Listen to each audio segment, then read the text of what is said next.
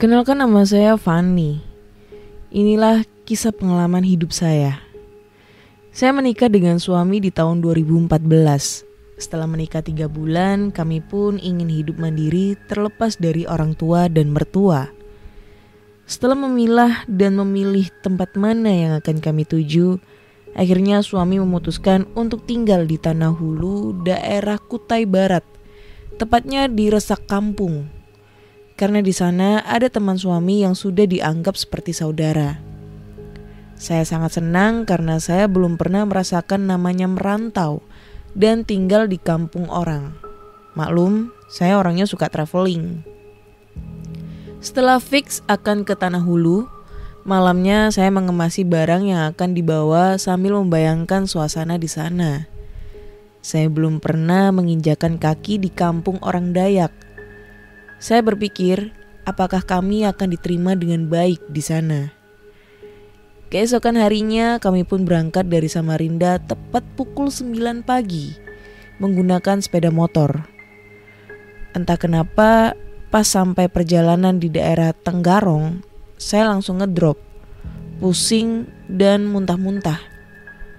Saya heran, saya ini kenapa? Kok saya jadi mabuk begini? Padahal kalau naik sepeda motor saya nggak pernah mabok, kecuali kalau naik mobil. Melihat kondisi saya yang seperti itu, suami pun memutuskan untuk putar balik ke Samarinda karena dia khawatir dengan keadaan saya. Saya pun menolaknya karena saya sudah terlanjur ingin merasakan tinggal di kampung orang. Kami pun melanjutkan perjalanan dengan kecepatan yang sedang dan bisa dikatakan lumayan lambat. Karena suami takut saya tiba-tiba jatuh. Dengan kondisi saya yang drop, kami pun jadi sering singgah untuk istirahat. Namun, setelah sampai simpang Kota Bangun, suami menolak untuk singgah.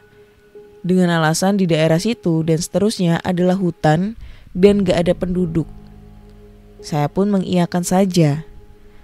Sepanjang jalan saya hanya melihat pepohonan di kiri dan kanan saya. Pengendara lain pun gak ada yang lewat karena pada saat itu cuaca gerimis-gerimis manja. Sepanjang perjalanan suami cuma tanya, "Bun, yakin bakalan betah di sini? Di sana loh masih banyak hutan, gak kayak di Samarinda. Apalagi bunda orangnya penakut." Saya pun menjawab, "Gak apa-apa ya, namanya juga mau hidup mandiri, ya gak boleh pilih-pilih tempat." Karena keasikan cerita, akhirnya pukul 6 sore kami tiba di rumah yang saya panggil Mama Daya. Dan sekarang sudah jadi mama angkat saya. Setelah menyambut kedatangan kami, Mama pun menyiapkan kamar untuk kami. Sekedar intermezzo aja, rumah Mama Daya itu ada 2, tapi digabung kayak rumah bangsalan gitu. Rumah yang sebelah ini bertingkat. Dan di rumah yang sebelahnya ini cuma ada 1 kamar.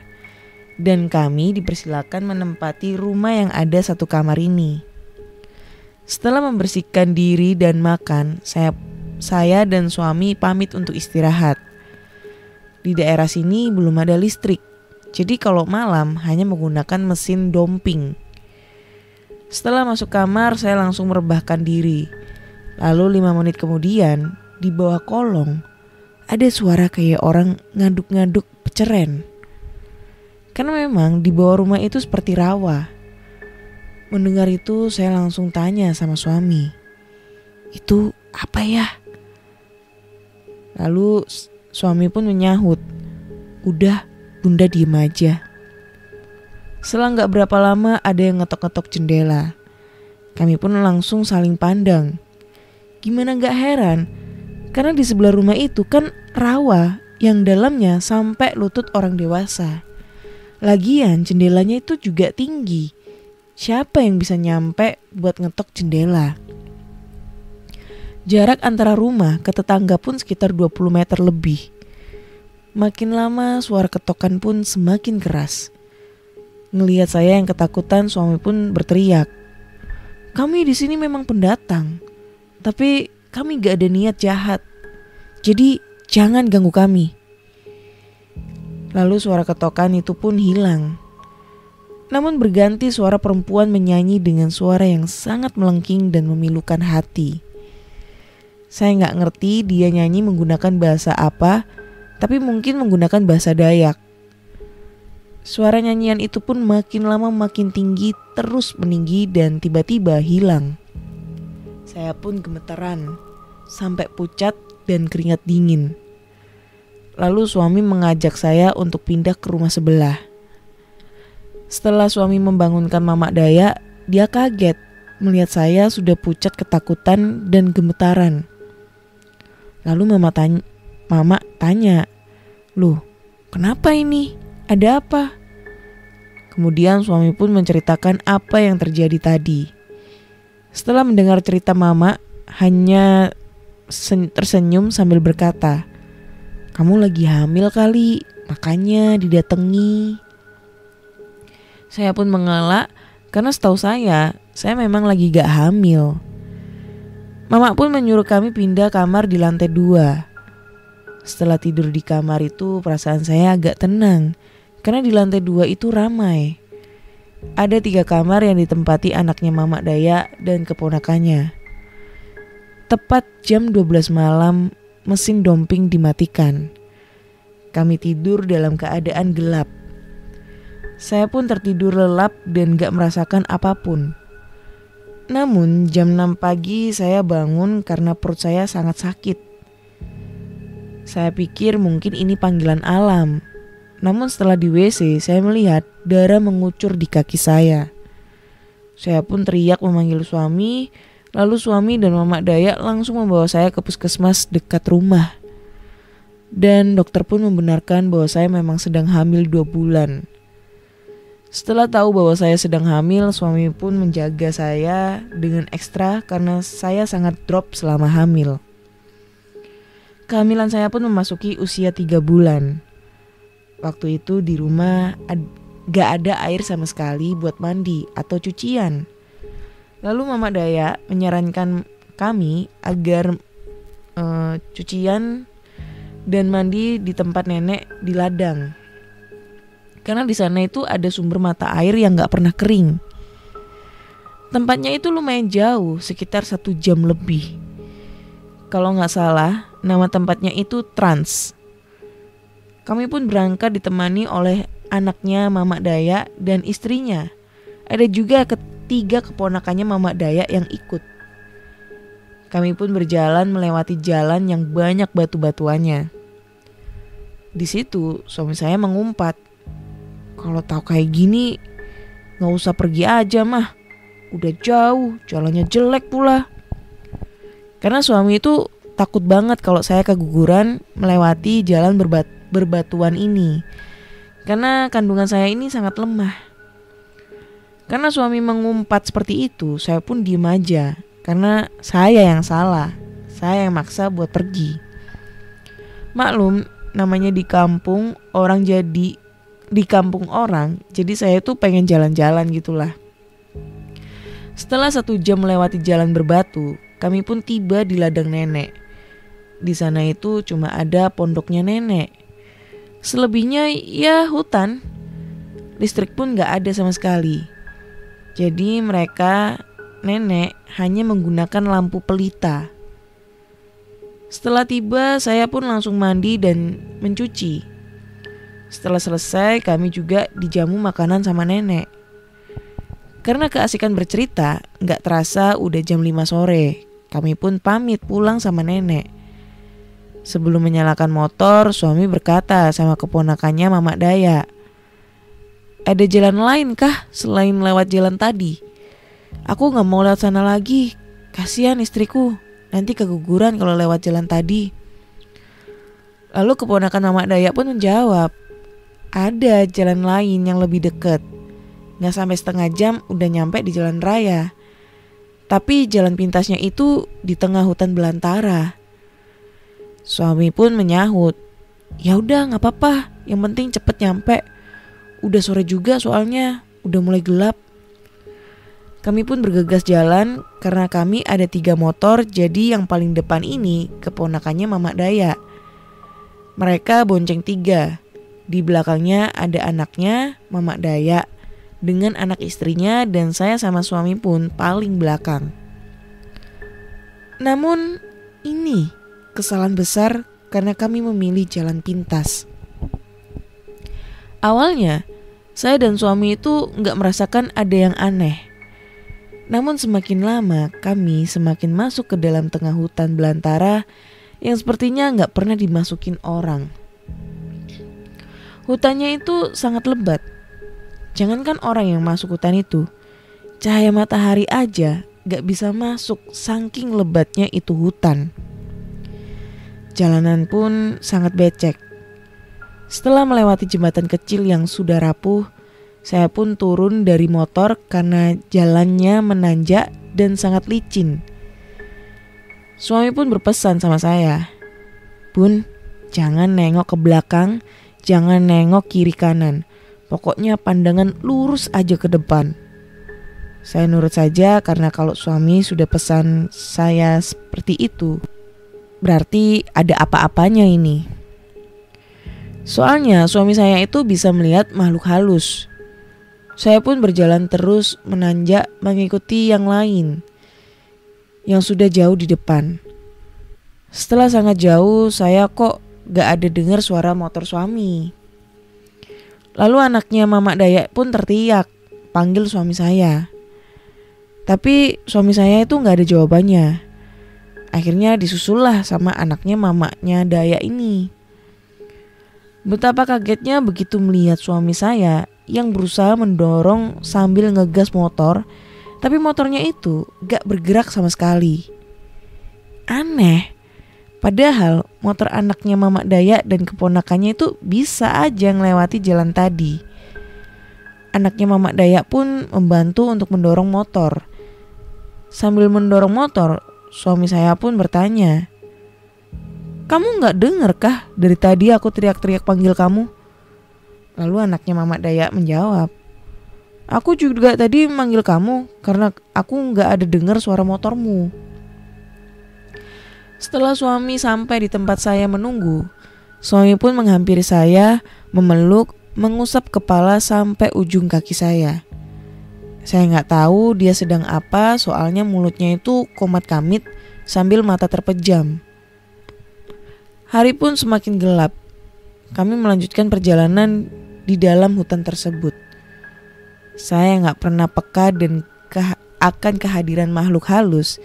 Tiba-tiba saya merasa di sekeliling saya itu seperti banyak orang yang penuh, sesak, dan melihati kami. Saya pun hanya memejamkan mata karena ketakutan sambil meluk suami. Saya merasakan jalan yang kami lewati ini semakin lama semakin sempit. Karena di kiri dan kanan kaki saya terkena rerumputan. Dan fixnya lagi, di dalam hutan itu sudah gelap gulita seperti malam. Saya hanya membaca doa dalam hati, jangan sampai kami tersesat dan gak bisa keluar dari hutan ini. Namun, dari kejauhan saya mendengar suara kendaraan berlalu lalang.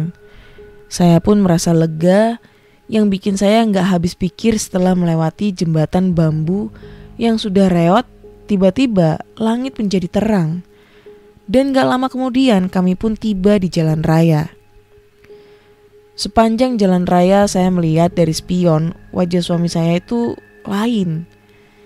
Tatapannya kosong, badannya dingin dan gak ada negur saya sama sekali. Saya pikir mungkin dia marah sama saya. Namun pas sampai di rumah, suami saya langsung masuk kamar dan duduk di pojokan kamar sambil menggeram. Saya pun mendekat dan bertanya kenapa dan ada apa. Dan betapa kagetnya saya ketika dia menoleh, bola matanya itu putih semua. Gak ada bola matanya yang hitam. Saya pun terus mendekat, namun suami saya berjalan jongkok mundur menjauhi saya. Semakin saya mendekat, dia semakin menggeram. Gak pakai 1, 2, 3 lagi, saya pun langsung memerat-erat suami saya. Dan dia gak bisa memberontak. Saya merasakan tubuhnya yang dingin tiba-tiba menjadi hangat. Geramannya pun menghilang, dan gak lama kemudian suami saya langsung muntah dan muntahnya itu berupa lumpur. Setelah menenangkan suami, saya pun bertanya apa yang terjadi. Suami saya pun menjelaskan, Bunda ingat gak waktu ayah meluk terus usap bunda mulai kepala sampai ujung kaki? Itu ayah nitip kodamnya ayah buat jaga bunda sama adik. Karena di sekeliling hutan tadi itu banyak banget pejuang Dayak zaman dahulu. Mereka gak suka karena kita masuk wilayahnya. Soalnya hutan itu jarang dijamah sama manusia. Lalu ada piaraannya Panglima Dayak itu ngikutin kita. Dan alhasil masuk dalam tubuhnya ayah. Untungnya bunda ngambil tindakan cepat karena piaraannya Panglima Dayak itu takut sama kodamnya ayah yang ayah titip sama bunda. Setelah mendengar itu saya pun gak mau memikirkannya lagi. Yang penting saya, suami dan adik dalam perut gak kenapa-napa. Beberapa hari kemudian, suami pun mendapat panggilan kerja di perusahaan sawit di Muara Siram. Suami pun mulai bekerja di sana. Karena belum mendapat mes, suami kerjanya pulang pergi antara Resak Kampung dan Muara Siram. Pernah suatu kali saat suami saya lagi kerja, saya iseng tuh main-main di Sungai Bongan bersama keponakannya Mamak Dayak.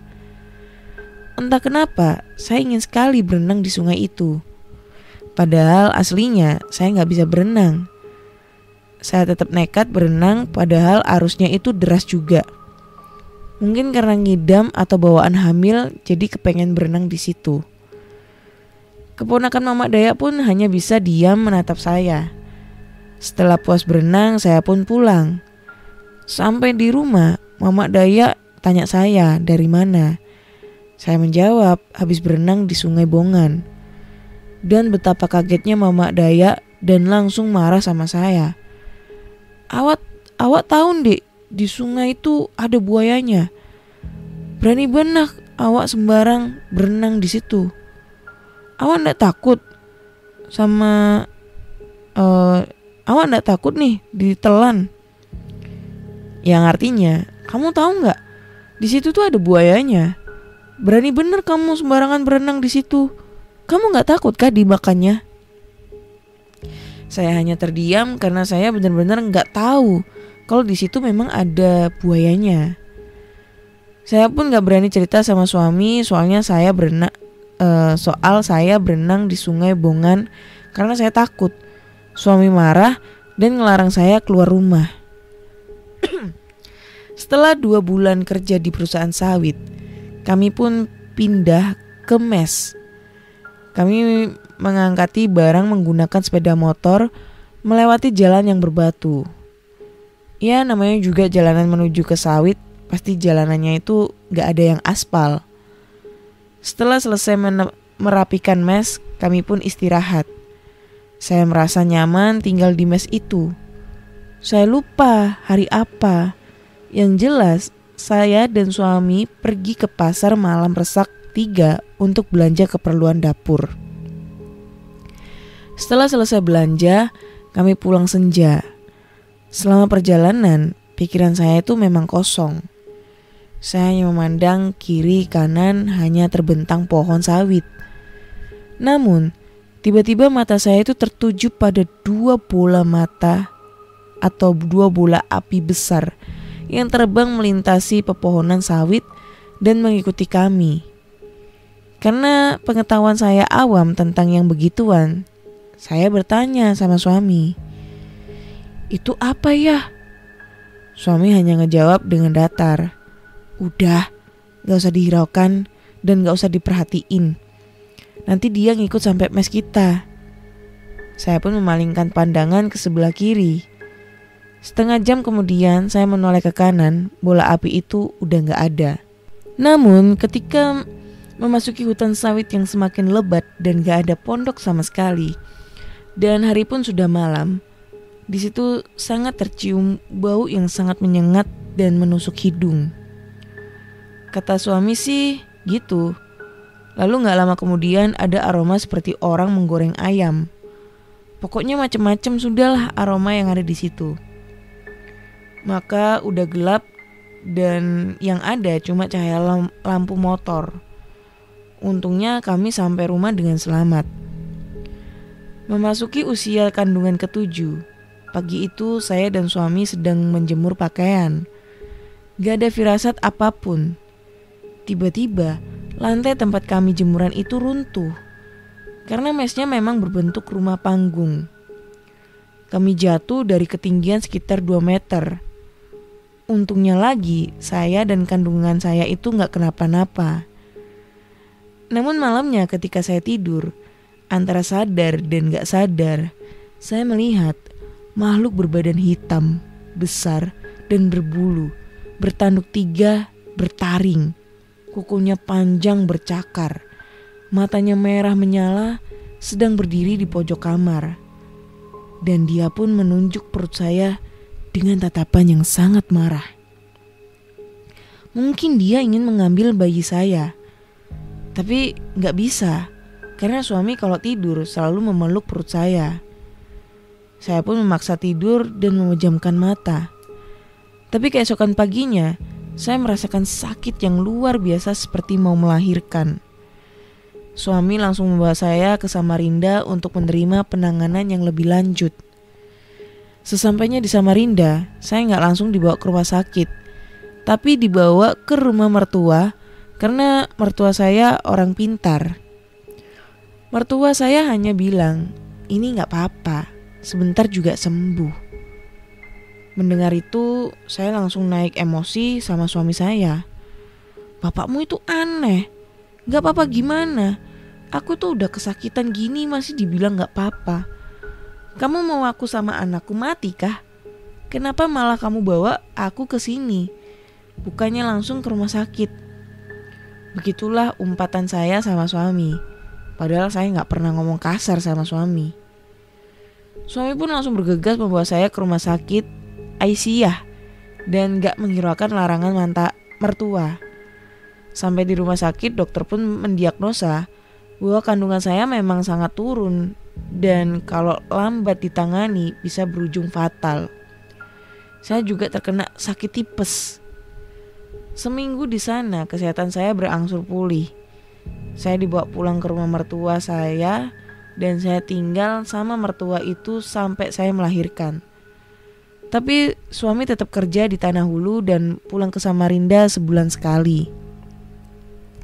Setelah melahirkan, saya meminta suami untuk membawa lagi saya sama anak ke Tanah Hulu. Karena dari awal menikah itu saya emang gak cocok sama mertua. Awalnya suami menolak dengan alasan kalau saya sama anak takut kenapa-napa. Karena di sana itu masih banyak makhluk halusnya. Namun saya tetap membujuknya dan akhirnya suami pun luluh juga. Ketika anak saya yang bernama Al berusia 40 hari, barulah kami dibawa ke Tanah Hulu. Sepanjang perjalanan memang gak ada apa-apa. Namun ketika melewati rumah Lamin, anak saya menangis menjerit-jerit. Melihat anak saya yang menangis menjerit, saya jadi ingat ketika hamil saya pernah ke rumah Lamin karena ada acara. Saya lupa nama acaranya itu apa. Yang jelas acaranya itu seekor kerbau diikat di patung ukiran dari kayu ulin. Lalu beberapa orang menusuk kerbau itu dengan mandau sampai kerbau itu mati. Setelah mati, kepala kerbau itu diletakkan di rumah Lamin. Ketika saya hamil dan menuju rumah Lamin, bayi yang ada dalam perut saya itu menendang dengan keras dan sepertinya saya gak dibolehkan ke sana. Semakin saya mendekati rumah Lamin tersebut, perut saya semakin sakit karena ditendang sama bayi yang ada di dalam perut saya. Akhirnya saya pun mengurungkan niat saya ke rumah Lamin.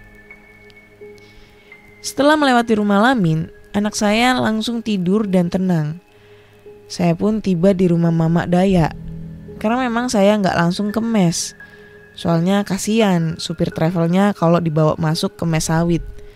Takut dia gak bisa keluar karena jalannya itu berkelok-kelok. Saya aja kalau pergi sendirian kadang masih nyasar. Oke, lanjut.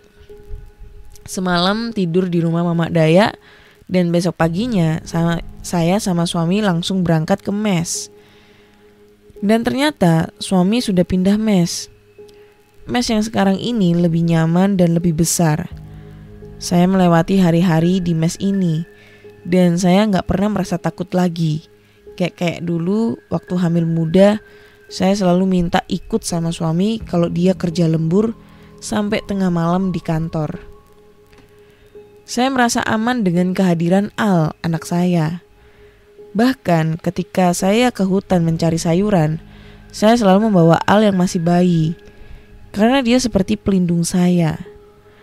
Sampai suatu malam saat suami kerja lembur, waktu itu Al berusia kurang lebih 3 bulan. Saya sedang memasak di dapur.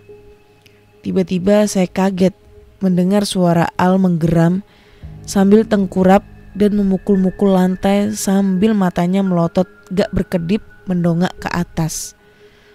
Saya histeris, anak saya kenapa nih? Pas saya pegang, badannya tuh panas dan kaku. Anak umur 3 bulan kok bisa tengkurap? Lagian dia tadi tuh sedang tidur di atas kasur. Kenapa bisa langsung ada di bawah depan pintu sambil menggeram seperti itu? Saya pun menyuruh tetangga sebelah untuk memanggil pulang suami yang sedang di kantor. Karena di sana mau nelpon itu nggak bisa, nggak ada sinyal. Setelah suami datang, saya sudah menangis melihat anak saya seperti itu. Ketika suami datang, dia langsung mengambil air lalu dibacain dan diusapkan ke wajah anak saya. Setelah itu anak saya kembali ceria dan ketawa-ketawa. Saya masih syok melihat anak saya seperti tadi. Setelah suami menidurkan anak saya, dia pun menenangkan saya.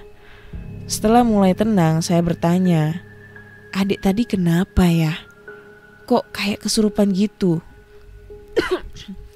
Suami cuma bilang, "Oh, gak apa-apa. Tadi ada tamu gak diundang masuk ke sini. Adik bisa merasakan, jadi berusaha mengusir makhluk itu." Karena adik itu indigo, juga turunan dari ayah. Mendengar itu saya hanya bisa menghela nafas. Saya ini orangnya penakut. Tapi kenapa saya memiliki anak dan suami yang dekat dengan makhluk halus? Begitulah umpat saya dalam hati. Semenjak kejadian itu saya menjadi parno lagi dan melarang suami untuk kerja lembur. Keesokan harinya saya, suami dan Al ke pasar malam lagi untuk membeli beberapa perlengkapan. Setelah pulang dari pasar malam, kami singgah makan bakso di Simpangan. Yang berjualan bakso itu orang Banjar. Dia pun menegur kami. "Kamu gak takut kah membawa anakmu melewati hutan sawit malam-malam seperti ini? Sangat bahaya jalanan sawit itu. Apalagi anak bayi itu harum." Kami hanya menjawab, "Ya mau gimana lagi? Karena kalau nunggu pasar malam di sawit itu masih lama. Sedangkan perlengkapan dapur kami itu habis." Setelah selesai makan, kami pun pamit untuk pulang. Sebelum pulang, penjual bakso itu memberi saya sebuah pisang besar. Lalu beliau bilang, Kalau kamu dihadang di jalan, lempar pisang ini." Saya pun berterima kasih sama penjual tersebut. Dan ternyata apa yang dibilang oleh penjual bakso itu benar. Kami dihadang oleh segerombolan monyet-monyet di tengah jalan. Lalu suami saya menyuruh saya melempar pisang yang dikasih sama penjual tadi. Sekejap kemudian, monyet-monyet itu menepi dari tengah jalan. Dan akhirnya kami pun bisa lewat. Setelah beberapa meter kami melewati monyet tersebut. Entah kenapa saya ingin sekali menengok ke belakang. Namun ketika saya menengok ke belakang, sungguh pemandangan yang sangat mengerikan. Saya melihat seekor monyet raksasa berdiri di tengah jalan. Badannya besar dan tingginya itu setara sama pohon-pohon besar di situ. Matanya bulat besar, melotot ke arah saya. Saya gak mungkin berkhayal karena saya sangat jelas melihat monyet raksasa itu di bawah sinar terang bulan. Saya pun langsung menutup mata dan kembali melihat ke depan. Begitu saya menoleh ke belakang lagi, monyet raksasa itu masih berdiri di tengah jalan. Lalu kemudian saya melihat dia melangkah memasuki hutan. Sesampainya saya di rumah, saya hanya diam dan pucat karena saya sawan. Suami pun langsung menawari saya dengan air. Lalu saya bercerita dengan apa yang saya lihat. Namun suami merasa heran karena dia gak melihat apa-apa. Dan biasanya kalau saya melihat hal yang aneh, suami selalu melihatnya duluan. Keesokan harinya saya bertanya sama tetangga sekitar tentang apa yang saya lihat. Dan mereka pun membenarkan bahwa memang ada raja monyet di daerah yang kami lewatin tersebut. Setelah bergosip-gosipan sama tetangga, suami ngajak saya ke rumah Mamak Dayak. Karena suami hari Sabtu dan Minggu itu libur. Kami pun berangkat sore hari. Sesampainya di sana, belum kami duduk 5 menit, datanglah adiknya Mamak Dayak ini. Mereka datang 3 orang. Setelah mereka ikut berbincang dengan kami, tiba-tiba om itu ngajak suami saya untuk mencari durian di tengah hutan. Mendengar itu, Mamak Dayak ngelarang suami karena kami kan pendatang. Lagian di sana itu angker. Ada kuntilanak hitam yang suka makan, mohon maaf ya, kelamin laki-laki. Saya pun dengan tegas melarang suami untuk ikut. Namun 3 orang adik Mamak Dayak ini gak menghiraukan perkataan Mamak Dayak. Berangkatlah mereka pas senja dengan menempuh perjalanan jauh. Namun tepat jam 12 malam, mereka tiba di rumah dengan tergesa-gesa dan wajah yang pucat pasi. Setelah terang, mereka pun mulai bercerita apa yang terjadi. Setelah tenang, mereka pun bercerita apa yang telah terjadi. Awalnya begini, mereka bertiga ini dudukan di pondok sambil bercerita. Lalu mereka memutar musik di HP dengan sangat nyaring. Gak lama kemudian dari arah rumpunan bambu ada suara perempuan menangis. Lalu lama-lama berubah menjadi tawa yang mengerikan. Mereka kira mereka sedang dikerjain sama seseorang. Salah satu dari mereka ini nantang dengan berteriak, "Woi, siapa tuh?" Sedangkan "Woi, siapa kamu? Gak usah nakutin. Kamu loh cewek sendirian, sedangkan kami laki-laki bertiga. Apa kamu gak takut sama kami?" Setelah itu suara tawa wanita itu hilang. Dan suasana hening seketika. Bahkan suara hewan malam pun gak berbunyi sama sekali. Yang ada hanya angin semilir. Mereka pun saling pandang, dan setelah mereka rasa wanita itu sudah pergi, mereka mencarinya di rerumpunan bambu. Setelah dicari ke sana kemari tapi gak menemukan, mereka memutuskan untuk kembali ke pondok. Namun betapa kagetnya mereka ketika melihat wanita yang berpakaian hitam dengan rambut panjang terurai sedang duduk bergelantungan di atas pondok sambil tertawa cekikikan menatap mereka. Mereka pun langsung lari terbirit-birit dan hantu itu pun mengejar mereka dengan terbang di atasnya. Mereka terus lari dan berlari mengitari hutan. Mereka gak merasa takut dengan hewan buas. Yang mereka takuti sedang dikejar-kejar kuntilanak hitam.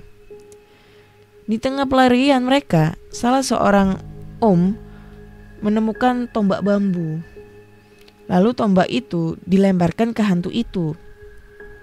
Setelah itu mereka terus berlari hingga sampai rumah. Untungnya hantu itu gak ngikut sampai rumah. Mamak Dayak pun ketawa. "Kapok, udah dibilangi gak usah pergi, masih aja pergi. Hantunya itu jahat, susah penangkalnya. Sudah suka makan kelamin lelakian, suka makan bayi juga. Karena dulu pernah ada bayi nangis tengah malam di ayunan, tapi orang tuanya itu lambat bangun buat mengangkat anaknya. Itu hantu yang angkat anaknya dari ayunan. Dan pas subuhnya ada tetangga yang lewat depan rumah melihat ada anak bayi sudah kaku terbaring depan rumah. Mendengar cerita Mamak Dayak, saya pun gak berani ngayun anak saya lagi. Belum sampai situ, Mamak Dayak pun juga melanjutkan ceritanya bahwa kalau malam kadang ada peti mayat yang terbang. Saya lupa apa nama peti Dayak itu. Yang jelas peti itu tuh selalu terbang di malam hari. Dan konon katanya peti itu akan mengejar seseorang yang ditemuinya. Lalu peti itu akan menimpa orang sampai orang tersebut mati. Karena sudah pernah kejadian di daerah situ ada yang mengalaminya. Tapi kalau sekarang udah jarang ada sih katanya peti mayat tersebut. Keesokan paginya kami kembali ke mes. Saya selalu memikirkan apa yang terjadi dan apa yang diceritakan sama Mamak Dayak.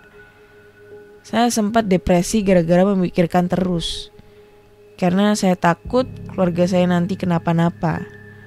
Sampai suatu hari, di saat suami kerja, saya merasa linglung. Seperti ada yang mengajak saya pergi. Saya pun pergi meninggalkan mes begitu saja sambil menggendong Al yang berusia 5 bulan. Saya terus berjalan melewati rimbunya hutan sawit bersama Al. Karena saya berjalan di tengah hutan sawit, di situ gak ada sama sekali para pekerja sawit. Saya gak tahu berapa lama dan berapa jauh saya berjalan di hutan sawit. Saya sampai gak sadar kaki saya sudah berdarah-darah dan Al terus menangis tapi gak saya hiraukan. Entah karena kaki saya yang terkena rumput liar atau karena apa, namun ketika tangisan Al mulai kenceng, saya langsung tersadar. Loh, ini di mana? Ngapain saya sama Al di hutan? Saya pun langsung duduk di bawah pohon sawit yang sangat besar dan rindang untuk menenangkan Al sambil menyusuinya. Saya melihat di sekeliling, gak ada sama sekali tanda-tanda ada pekerja sawit. Setelah Al tidur, saya pun terus berjalan mencari jalan pulang. Mungkin ada sekitar 1 jam saya berjalan. Saya menemukan sebuah pondok yang sudah tua dan reot seperti lama gak ditempati. Saya memutuskan untuk beristirahat di sana. Begitu saya masuk, perlengkapan di dalam pondok tersebut masih lengkap. Mulai peralatan dapur sampai kamarnya.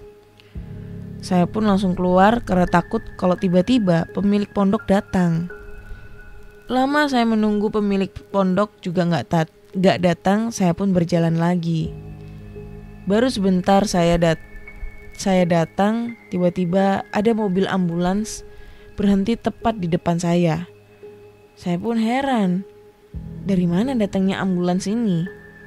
Karena saya gak ada dengar suara mobilnya. Bahkan jalan yang saya lewati ini gak ada bekas ban mobil atau motor. Jalannya itu jalan setapak yang sempit. Dan saya perhatikan ambulan ini sangat bobrok, gak terawat. Gak mau berpikir aneh-aneh karena saya udah sangat capek, haus dan lapar. Saya langsung mendatangi ambulans tersebut sambil berkata, "Maaf mas, saya boleh numpang kah?" Namun mereka hanya mengangguk. Mereka ada 2 orang. Yang bawa mobil seorang laki-laki dan di sebelahnya duduk seorang wanita parubaya pakai baju kebaya. Saya langsung masuk dan duduk di belakang. Begitu pintu tertutup, saya pun kaget bukan kepalang karena di sebelah saya ada peti mayat. Saya berusaha membuka pintu mobil, tapi gak bisa dibuka. Lalu saya menggedor-gedor sang supir, tapi mereka hanya diam dan terus berjalan. Ambulans ini terus berjalan semakin masuk ke dalam hutan. Jalannya pun sangat laju. Saya hanya bisa menangis menutup mata sambil memeluk Al. Terus masuk ke dalam hutan, ambulans ini pun melewati sebuah kuburan tua yang sudah gak dipakai lagi. Saya sampai hampir pingsan. Ini saya mau dibawa kemana? Tapi saya harus tetap kuat demi anak saya. Mungkin sekitar 15 menit ambulans ini berjalan, tiba-tiba dia menghentikan mobil di sebuah jalan raya yang saya gak tahu itu di mana. Bagi saya 15 menit itu berasa 5 jam kalau dalam situasi seperti itu. Setelah berhenti, pintu mobilnya itu langsung terbuka sendiri. Saya pun gak pakai aba-aba lagi, saya langsung turun dan lari sambil memeluk Al. Namun begitu saya nengok ke belakang, ambulan itu udah gak ada.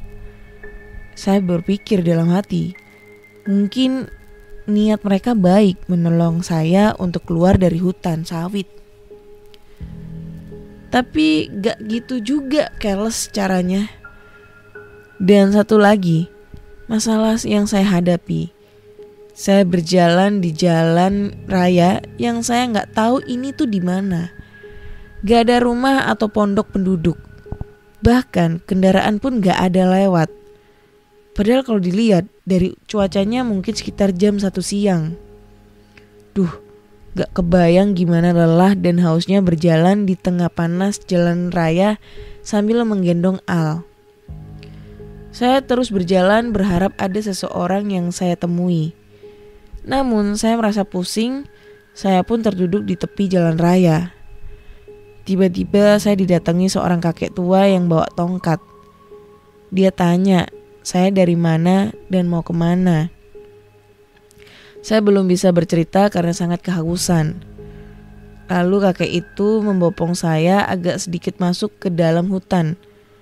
Dan betapa kagetnya saya ketika dibawa ke rumah kakek tersebut.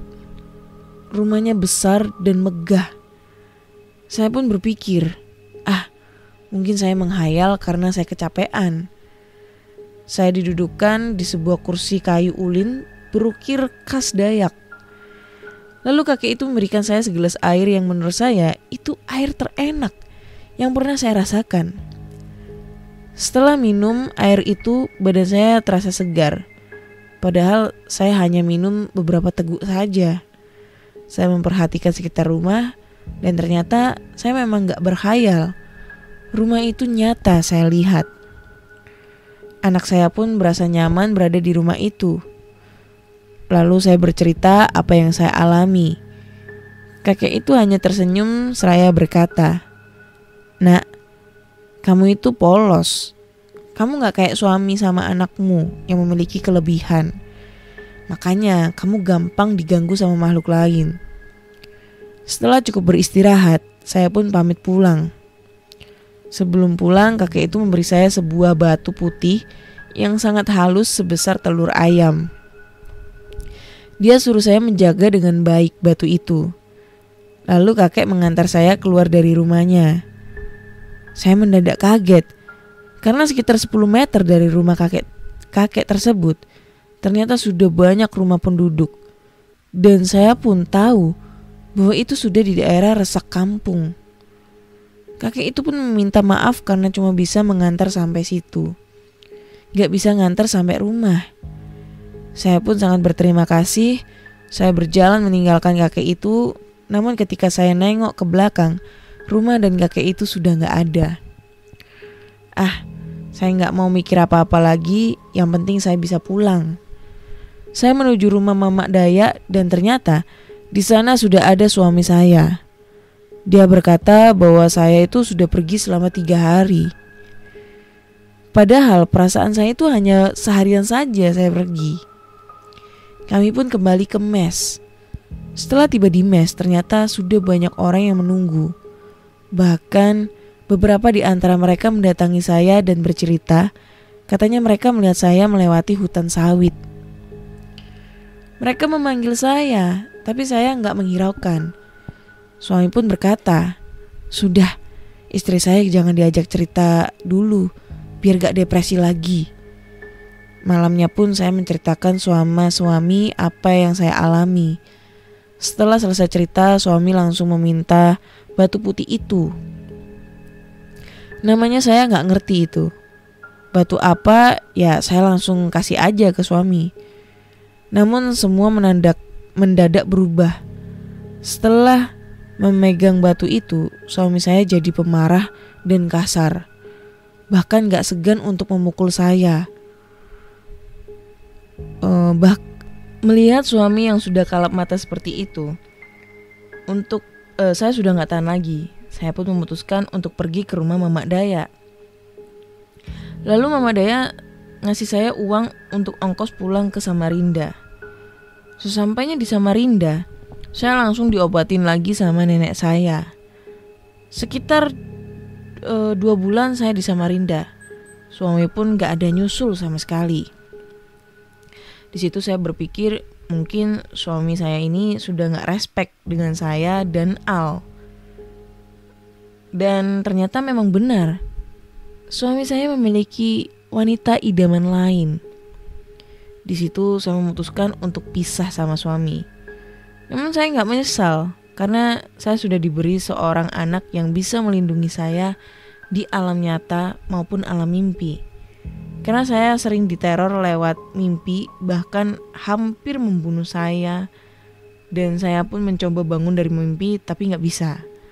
Akhirnya saya bisa terbangun karena mendengar teriakan anak saya, "Bunda!" Nah, di situ saya sadar meski udah gak sama suami, tapi saya masih memiliki anak yang saya harapkan bisa melindungi saya sampai dia dewasa nanti. Begitulah pengalaman hidup saya. Mohon maaf kalau terlalu panjang dan banyak sesi curhatnya. Sekian dan terima kasih.